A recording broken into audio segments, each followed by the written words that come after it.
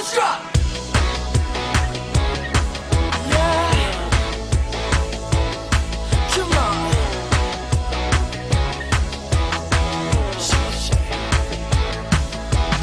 Metro Station formed, like, I'd say a little 2.5 years ago, and me and Mason were the first two to meet, and our siblings got casted on a television show, a lot of you probably already know, called Hannah Montana. My sister's Cyrus, his brother is Musso, and our siblings were friends, and he passed on a CD of his to my parents, and they passed it on to me, and I really fell in love with the music, and I loved it a lot, and I went down to the set of Hannah Montana just strictly to meet Mason, and that weekend I went to his house, and, you know, it was the first time that we were kind of, you know, not in our parents' supervision, and we were just hanging out as friends, and, you know, we recorded our first song, and, you know, we really connected.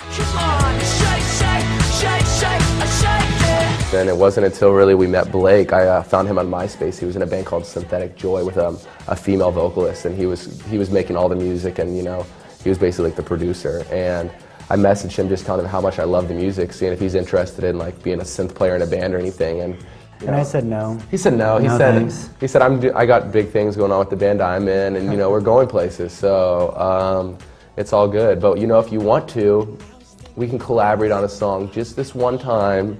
So we were going to collaborate on a song, me, Mason, and Blake, and we ended up creating a song called 17 Forever, which is the first track on our album, actually. So shortly after that song was made, we posted that song on MySpace, and I don't know, I guess we were kind of like an overnight MySpace sensation in a way. You know, kids were finding out about us very, very quickly, and we started playing shows around Southern California, and it wasn't until like we had like labels interested in like management talking to us that we were like, wow, you know, we need to step up our live performance, we should actually get a live drummer, and that's when we found Anthony Improgo. From there on, we were a 4-piece band, and we stuck together, and, you know, we've been doing it ever since.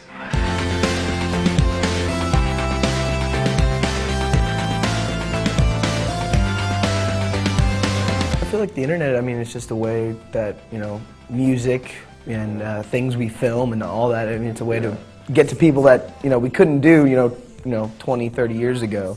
You can reach the whole entire world now. We would write songs and then just get excited to post them on MySpace to see people's reactions to it. You know, it was cool to immediately know, like, you know, we think the song's awesome, let's see what the kids think. And, you know, like, you know, there was a couple songs that we put on MySpace and that didn't end up making the record and stuff. And, you know, they were still good songs, but, you know, it was good to see the kids' reaction, so we really knew what they loved and what, you know, what they were all about, and it gave us a good idea of how the record should sound and everything. And, you know, I think that's kind of a reason that our record turned out, I think, as good as it did. Like, I love every song on our record, and, you know, I think our fans do too, from the start to the end. And, you know, it has a lot to do with the fans' input. You know, it really does.